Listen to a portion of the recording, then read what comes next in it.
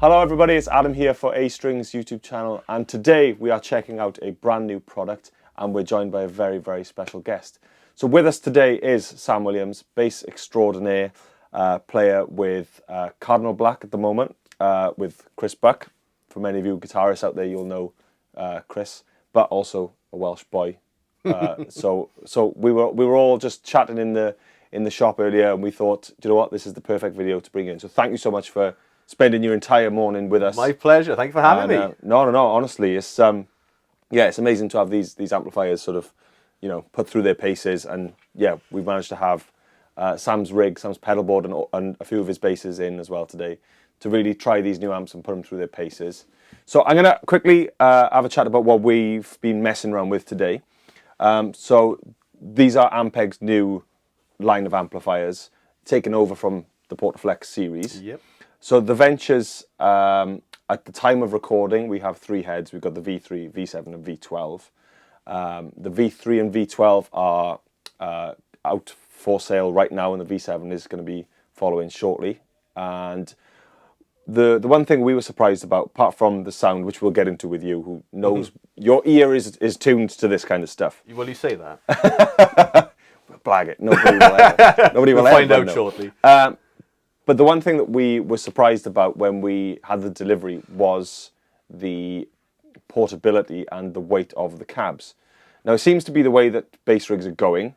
Yeah, definitely. And again, we're going to talk about your rig in a minute as well.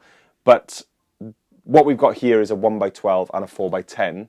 And I could pick this 4x10 up and sort of over some of the cabling and gear absolutely with no problem at all. Yeah, it's made of helium, I think, isn't it? Yeah, basically. They're really filled with helium, yeah. The lightest 4x10 I've had the pleasure of picking up, which is not a sentence I've said very often. No, As you're struggling and slipping a disc, usually picking them up.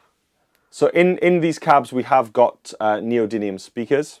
We are basically portability and the weight is top of their priority list, next to quality of sound, obviously. But yeah, the Portaflex were a fine idea, and they're something that we've gigged with in my band, and I know you're familiar with. Yeah, the Portaflex. I've spent a lot of time in practice rooms, gigged a couple of them, borrowed them, broken them, done all sorts with them. Yeah, and especially with the idea of the flip tops, it is, in theory it's great, but then they were never sort of. Yeah, it was an idea. It obviously came from the Portaflex, the B range in the 60s, where the head was stuck to the cab. You could take it off and turn it upside down for easy transportation. Yeah.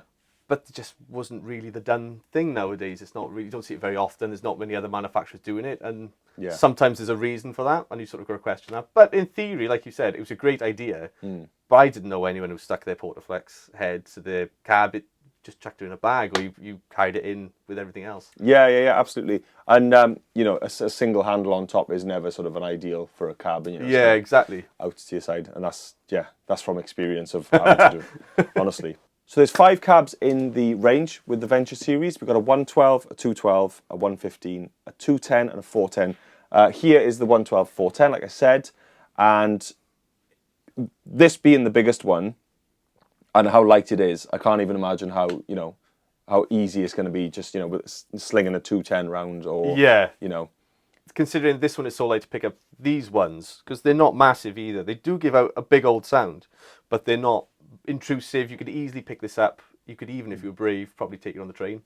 If you were really feeling adventurous and you were adamant you weren't driving.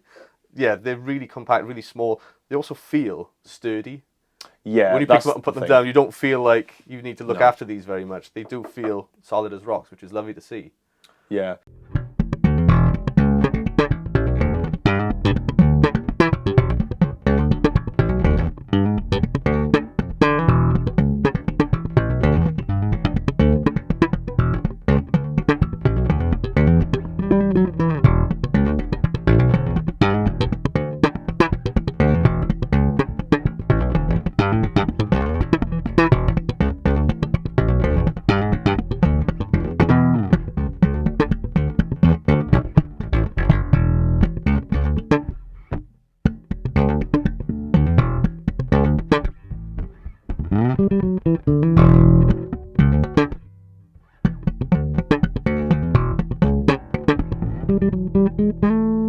So all of them do feature their frequency attenuation and custom woofers as well from La Voce. We're going to say La Voce because we're very posh. Yeah, darling. In South Wales, Yes. so it naturally just comes to us.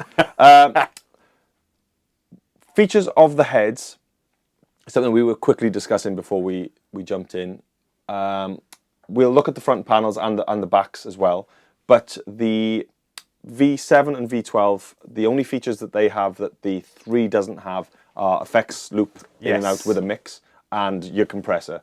So everything else that we look at is featured on all 3 heads, apart from compressor and effects line in and out, which isn't on the 3. Yeah, they're on the bigger boys, aren't they? Yeah. So we may as well jump in and look at the panel.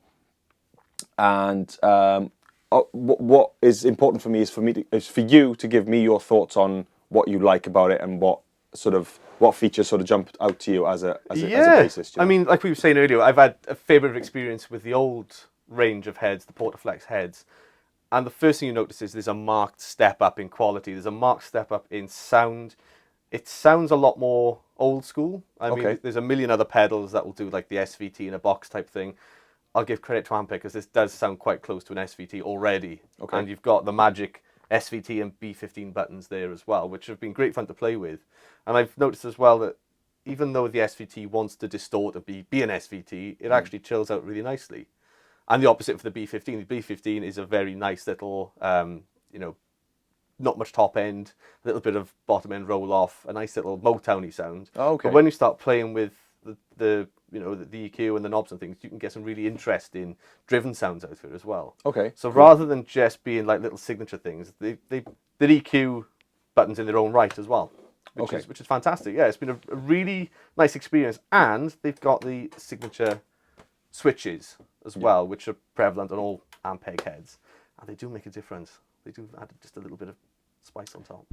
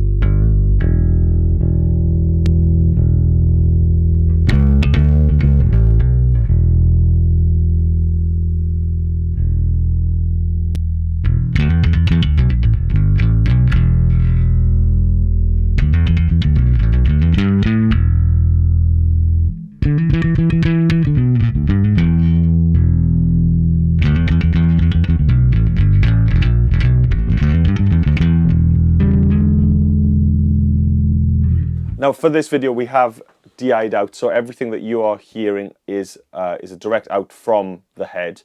But in terms of hearing the sound in the room, the one thing that we would say is we used the 1x12 for the video just so you had a nice reference in the room. But you could hear it, right the way through the shop, through next door and things like that. And we weren't dimed volume wise or anything. No, like that. not at all. It was probably at 10 o'clock at the maximum. I think I pushed it up here because I was using the Rick, which has got quite a low output. Okay. But yeah, this cab is super punchy. The speaker is really keen as well. It's not, there's the tweet and wherever, but it honestly sounds nice and crystal clear anyway.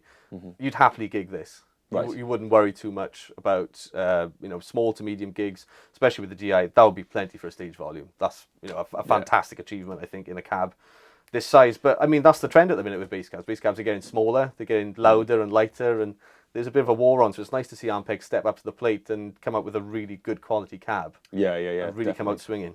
And you are right, and it's interesting that a 12-inch speaker and the 212 thing becoming more and more common, where a 12 is normally a guitarist kind of speaker size. Because I always found, especially mixing bass or having bass live sound, a 210 can sometimes kind of give up at a high up when it's pushed. Yeah. The 10s can kind of go, and they start. You need a lot of them. If you want to replicate those really low frequencies, a lot of 10s can do it quite well, but that's when you get into the 8x10 territory then. Absolutely. 12s are a nice happy medium. They're a slightly faster response than your 15. I mean, it's subjective, isn't it? People say that there's certain signature sounds to each speaker size, but I think 12s are a really good compromise. I find they're a little bit clearer as well than 10s. I think they've just got a little bit more to give. Okay, that's cool. Yeah, my small rig in the house is two 112 cabs together. Nice. And I honestly think that's as good as you need for 90% of applications, unless you play in Wembley, maybe Royal Albert Hall. Albert Hall, yeah.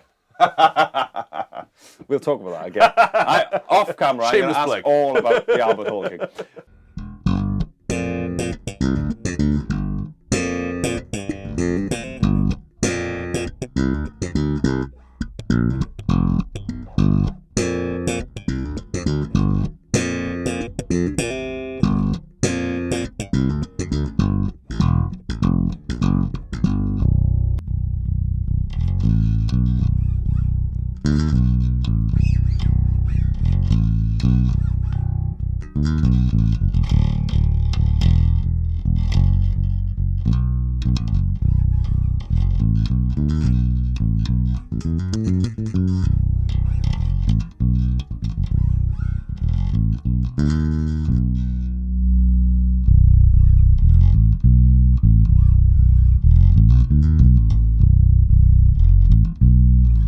So looking at the front panel, we had a quick chat just now about the EQ and that kind of thing. Now, the one thing that we are enjoying, which we've talked about, is going from a 5-position mid-frequency to a sweepable mid-frequency. That's made all the difference. Cool. So tell me what you found when you were playing around today. Well, if you've ever played like a really expensive bass, like a WAL or something, they've all got these sweepable mids. Right. And when you play on your own, sometimes it's a little bit difficult to make sense of them, but as soon as you put that in a mix and you're playing live, it makes perfect sense. So what I was finding myself doing was, on this EQ, you maybe want to sort of dirty the sound up a little bit. You can really tame a lot of the harshness or the boxiness just by sweeping it left or right. And there's a boost or cut knob on front as well. It just really means you can dial in the sound, and any nasty frequencies or things that are coming through, you think, oh, it's a little bit harsh, or maybe it's a bit lacking in this respect. You can add them in or take them away without any difficulty. I mean, like we were saying, the 5-position knob before was great, but it was very, you were stuck with the selection that was there. Yeah, it just means you can take out or add in frequencies. So if something's sounding harsh or brittle, or something's sounding a bit boxy, you can easily add and take away the frequencies that you're looking for to get a nice sound. I mean, one thing you'll find that these mid frequencies are amazing for are difficult rooms. Right. So if you play functions or you're playing, you're gigging, working, jobbing, gigging musician that's got minimal time to set up, you haven't got time to stand at the back of the room and record or get your frequency analyzer out. You're going to listen for where the noise is coming from, and you can dial it out nicely with this. I'm really impressed. I think that's a really high quality item on this, especially this price point. Yeah, I think that's a really good feature to have.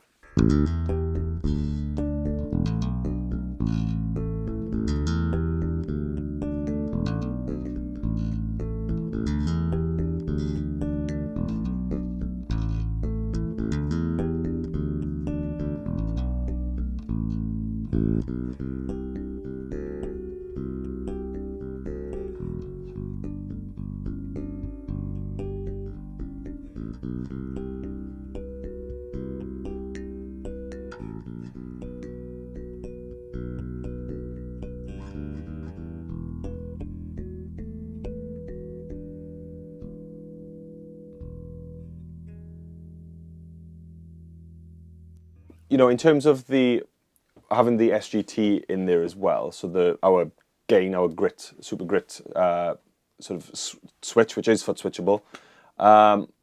You know, in terms of players that maybe lean towards sort of like the heavier stuff, you know, did you find that was giving you kind of there's plenty of it, and not only that, I feel like the power section here is able to keep it at a good level as well. Keep up that, you know, you can have a nice sound through the DI, but if the amp and the cab are not quite doing it for you on stage, then you do feel like you're lacking a little bit on stage.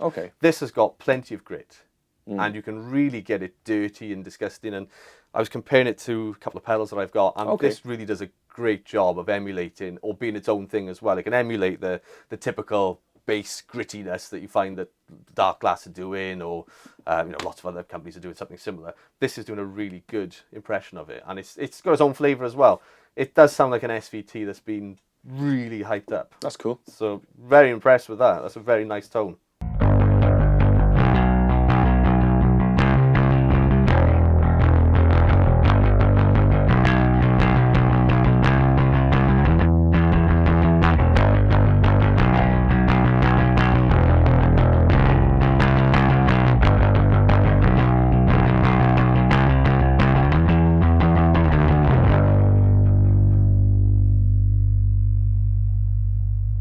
talking about pedals, we've put this through its paces with some of your pedals on your board. Yep. So talk to us quickly about sort of some of your go-to pedals and you know the sort of sounds that you were getting from the Ampeg. You know? Yes, so generally on my pedal board, I run two DIs. I run a clean DI and a dirty DI, and the clean DI is an Aguilar tone hammer set flat, maybe with a bit of boost for the Rickenbacker, which is a bit lower in output, and the dirty is the Origin bass rig that's based on the SVT. I generally use that SVT, the bass rig SVT, as the benchmark now. Okay. I've run other pedals for years, but that one seems to do the SVT thing very, very well, and there's lots of switchability on it. Thank you, Origin. Checks in the post, I hope. But I could get the same sound out of this as I could on that, which is a very good representation, because I know how high quality that one is. It sounds weird because some other people have done the Ampeg sound almost better than Ampeg in some cases. But I really feel like with the SGT circuit in here, this makes a case for a very, very convincing SVT copycat. Awesome. So to speak. It's quite weird when you say it like Ampeg's copying, Ampeg copying. It's all a bit round like that. Yeah. But no, it does a really good job. So I'd say they're very comparable. Yeah. What I did notice, if you run one into the other, you sort of get like two SVTs battling each other. The frequencies are a little bit over the top. So I tended to switch that one off, and I run the Dark Glass Alpha Omicron, which is my go-to drive. Okay. That and this work very well together.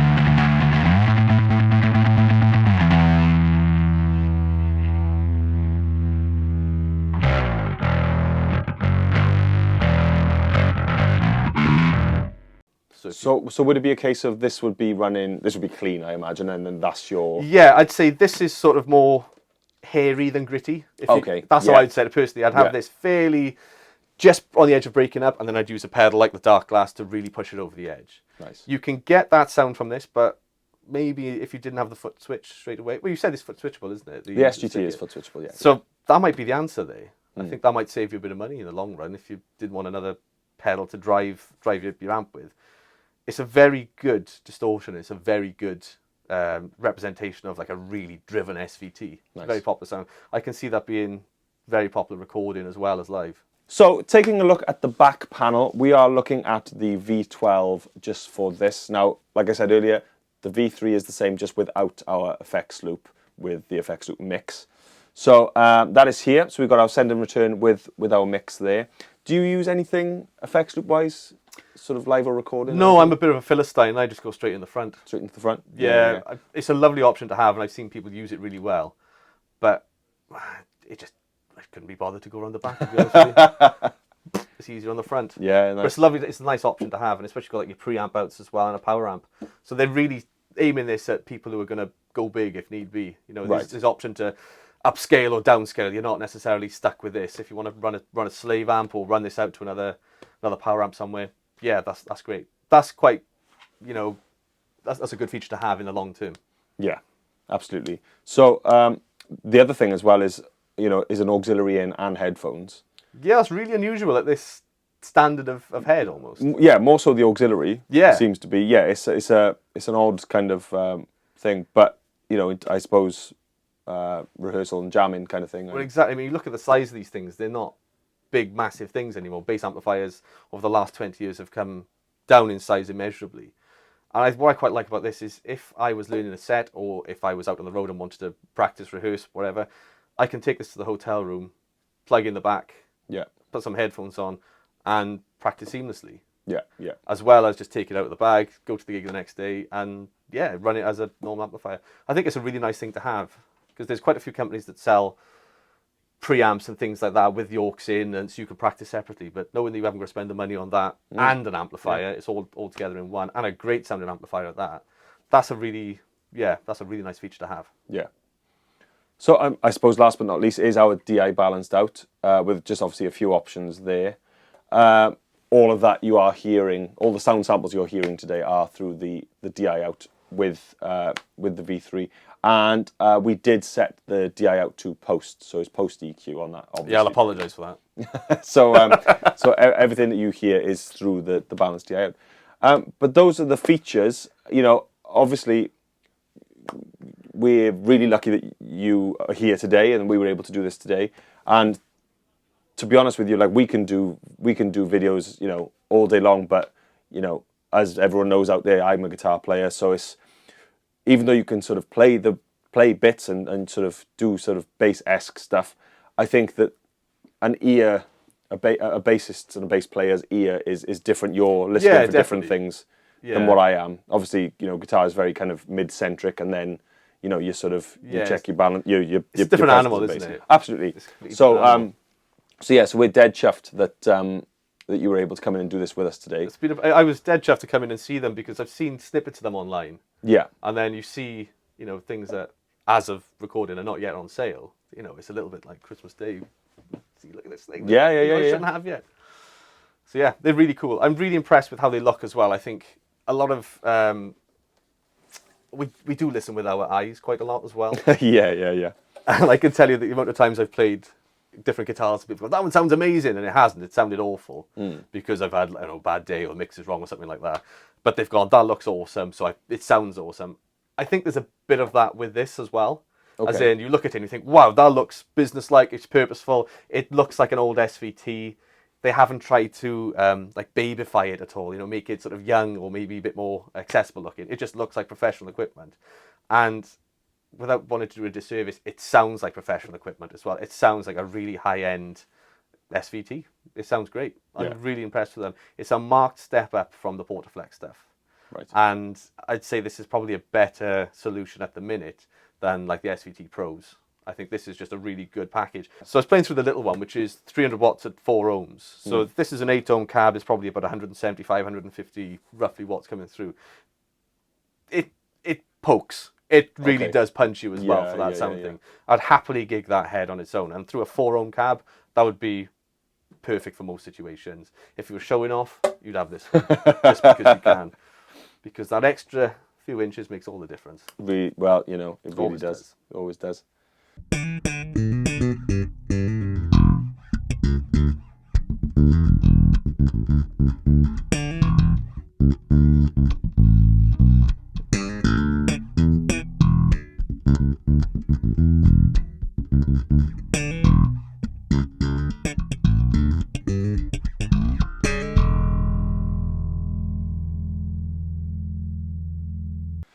So on that note, I think that we can safely say we have had one of the best times, best mornings. We've had Sam in. It's been an absolute pleasure to have Sam with us today. Thank you for having me. No, honestly, thank you so much for putting these through their paces and for giving us a bit more of that sort of, you know, that bass POV. Because really, you know, as like I said, as much sound as we can make with it, you are out there doing it every day, every week, every month. Blagging it every week. Yeah. That's all we do, so don't worry about that. So that is it. So these are the Ampeg Ventures. They are released to the world, but when they're on sale, we do not know. The ETAs have been pushed back and forth. I'm sure that we'll put in the notes, or there'll be something on the screen to have an official release date somewhere by the time this is edited. Thank you so much to Sam again. So you can check out Sam's teaching. Is there a website? Yeah, well, there will be. It's in the works. I think it's like this. The release date's been The release pushed date's back. ETA, yeah. Yeah, it's constantly. I've worked very hard on the website, and yeah, I haven't got the guts to put it out of the world. But it will be out there at some point. Awesome. And you've got the YouTube channel as well. Got the YouTube channel, yeah, Sam Williams Bass, which is probably the best way. And yeah, there'll be contact details and links to MySpace and Bebo and LinkedIn and everything else that's on there. Awesome stuff. And if people want to come and see you live, you are with Cardinal Black. With Cardinal Black, yeah, we've got a couple of European dates coming up, which will be quite tricky, but we've also got a couple of UK ones, and I think we're just putting the final pieces, I don't know if I should say this or not, on something for next year as well, so we've got a few bits coming in. We've also got a fairly local one around Christmas time that might not, you know, not saying anything, but just keep an eye out Christmas time. Nice. Should be awesome good stuff. And that is it. So you can check out these. These are going to be on our website at some point. That's astrings.co.uk. Find us on all the socials. It's at astringsuk for our Instagram. A-Strings Guitar Specialists on Facebook. And that is it. Thank you so much again. I can't thank you enough. I will keep saying thank you. Thank you. Until there are complaints in the comments saying, are you just going to be complimenting each other all day? Yes, we will. Yes. And when this goes off and we stop filming, we'll do so some more. But that is it. Check out these amps and check out Sam and check out Cardinal Black. And we'll see you very, very soon. Thank you. Bye-bye. Thank you.